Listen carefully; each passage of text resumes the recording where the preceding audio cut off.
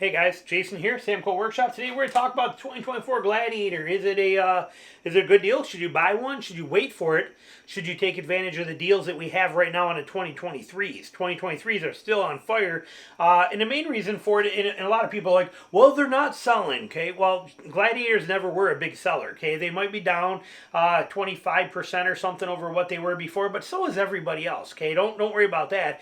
The reason that the prices, you got such good deals right now on the Gladiator is because on a 2023 is because the 2024 is coming out real quick and they got a lot of inventory available. Ram is actually one of the very few companies out there that didn't have to wait for all this stupid crap to make vehicles, and they're also not playing the games that Ford and Toyota do where they only make enough vehicles. Okay, Ford and Toyota, they both piss me off pretty bad right now with how they are with cars, especially with how Ford is with the Raptors and the Broncos and the Mavericks and people waiting 2 and 3 years for their vehicle. While dealers are loading up with them to sell. It's just stupid how these games are played.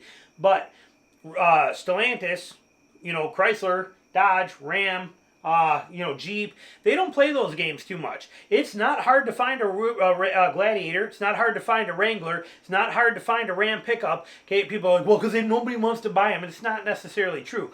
But point being, they got a new 24 coming out. Okay, at 24 is not going to have any major deals on it. It's just not gonna. But what does the 24 bring over the 2023? Because there are some really good improvements, especially in a couple areas. But is it worth it for you to make that decision to wait for a 2024 and pay a higher price versus getting a 2023 where you can get $5,000, $6,000, $7,000 off, $8,000? I got $10,400 off of mine on my 23. So there's deals that can be had out there. Your choice. But here's the differences. In a 2024, what we get, the big one is if you're looking at a Willys model. Okay, the Willys is what Jeep considers their off-road version. That's just one step below like a Rubicon or a Mojave, okay? And not really even comparable to a Mojave, because a Mojave is kind of special edition, desert run kind of a Gladiator. But in the Willys version is just a step below the Rubicon. Sorta, it's more of a sport with some better tires. You got to understand the reality of it in the past, okay? 2023 and previous, the Willys was basically a sport with better tires. That's really all it was.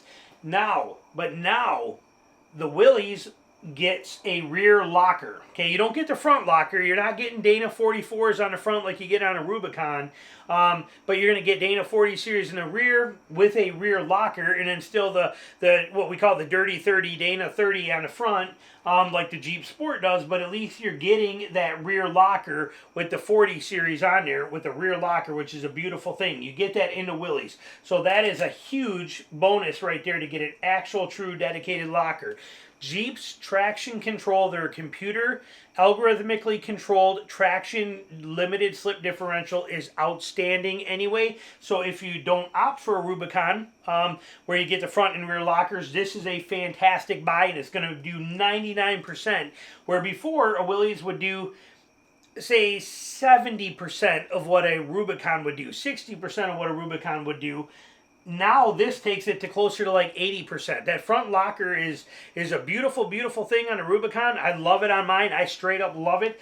But realistically, this Willys with that rear locker is game changer. That is a beautiful thing that they put that in there. And all the 2024s now get side curtain airbags. That's a beautiful thing for the safety factor. Really nice option. That's awesome. The half doors are a pro and a con. Some people like them. It's going to be nice. They're probably going to be a little noisier. You're not going to be able to hang your doors. I've never taken the doors off my Gladiator, but on all my Wranglers before, what we would do is we would set them up for summertime use. So they were lifted, 2-inch AEV lift, and I had them with the 35s on them. We had them all decked out. Well, what we would do is take the top right off, the soft top completely out of there, and I would take the doors off and I'd hang the doors in the garage. It was nice to hang the doors because you had the whole door frame, so I could hang them safely and securely out of the way in my garage.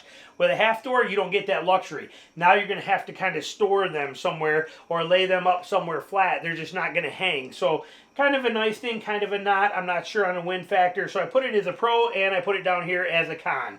Your choice, take it or leave it either way, I guess. But, you know, easier to be able to take off while you're on the road and just store them in the back end if you wanted to do that, because you can put them in a bag real easy. There's no top half to them. Your choice. The 12-inch screen, definitely a bonus. There's no doubt about it. And the map system that they now give you with all that updating live real time, that's a beautiful thing for a lot of people that are actual running trails, like, you know, trails out west, things like that, dedicated trail systems. That's a beautiful setup. Otherwise, a 12-inch screen I could care less about. The one that's in there works just fine right now. I don't even know how big it is. It works. It shows me everything. It's got nav. It's got everything you want. I don't have any complaints. But so there's your pros. That's the advantages. They really didn't change much else. Okay, that's basically all that was changed there. The con, the biggest problem for me is that they now put the antenna for the radio is in the windshield. It's actually around the windshield.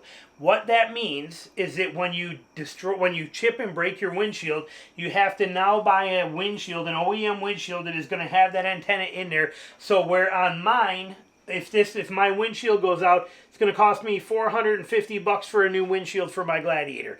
Remember, the angle, okay, here's the front of your vehicle. On a truck, your windshield is like this, right?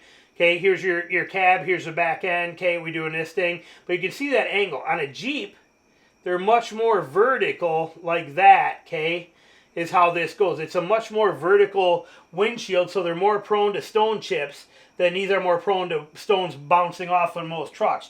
So a Jeep Wrangler or a Gladiator will get more stone chips by far because of that angle of the roof, or the angle of that windshield. It's being much more flat.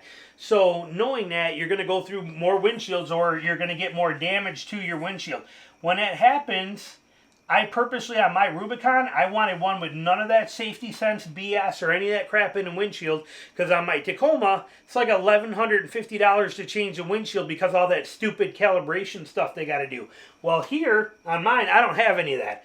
$450, I get a brand new windshield. Okay, you might think, well, my insurance pays for the windshield.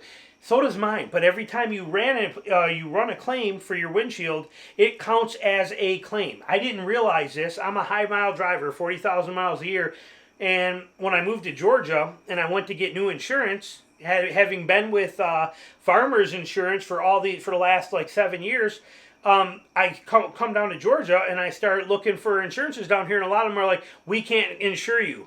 I'm like, I've had like one ticket, and it was like 8 years ago. I've never been in an accident in my life. I've only had one insurance claim when a truck caught on fire in 2009. What are you talking about? You can't insure me. You got too many claims. I don't have any claims. Yeah, you do. You got 7 windshield claims in the last 4 years. They're windshield claims. They're like, no, that's a claim.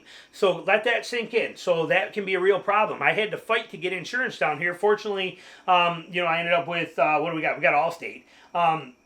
But that windshield claims do go against your insurance, and you get too many of them, it can be a problem. But for me, $450 to replace it on mine. This one, I promise you, is going to be $1,200. Most likely going to be about the $1,200 range to replace the windshield, because they put the antenna in there. And they put it in there because people were complaining that it was an old school antenna on the side. It's an old school antenna. Works perfect. Works fantastic. Does excellent. Off-road, it bounces out of the way. It works perfect. There's no issues with it. So for me, that antenna in the windshield, stupid ass backward step. I don't like it whatsoever. And then the price factor we talked about too. The price of the Gladiator is one thing for 2024, but when you can get a 2023 for, again, 5, 6, 7, 8, 9, and in my case, like I said, almost 11, 10 plus, when you can get this many $1,000 off of a 23 right now, that kind of makes it a steal. These things are nice, but they don't beat that. So for me, it was a perfect time to buy one, no doubt about it. For you, make your decisions. Is a 2024 Gladiator amazing? Yes, it is. Is it an incredible truck? Yes, it is. Does it have some great improvements? Yes, it surely does. There's no doubt about it. If I was putting this video out in 3 months, when there were, or 5 months, 6 months from now, when there were no more 2023s available, then it would be a no contest. The 2024 would be a good one. But right now, with the deals you can get on them, I think it's a good deal. Now, a lot of people think too. They're like, well, they're getting rid of them because they can't sell any of them, and you know, there's just nobody wants one. Keep this in mind. number one, basically across all charts, number one of resale value vehicle, okay, I did this in another video, is the Tacoma, current Tacoma, the 2023. We have no idea what the 2024 will be. But number two in trucks is, the Gladiator. I did a whole video on this. Okay, so it is in number two in resale value. There's only 3% difference. This was 73%. This was 70% of value retained after 5 years.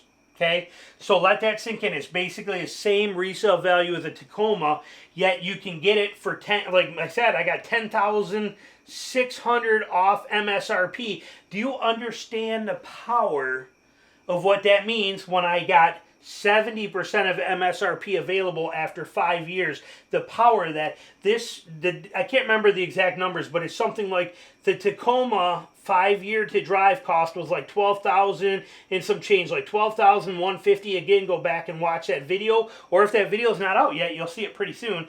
Where the Gladiator, I remember this number, Gladiator was $5,400 cost for 5 years. That's a difference of $7,000. It costs $7,000 more to own and drive the Tacoma for 5 years than it does to drive a 2023 Gladiator with the deals that are available. Let that sink in. So there you go. Something to think about. 2024 Gladiator is here. You've been seeing a whole bunch of stuff on it. Fantastic vehicle. 2023 is still the deal for what I think, in my opinion, right now. You be the judge. Make your own decisions. Put comments below if you have any. Thanks.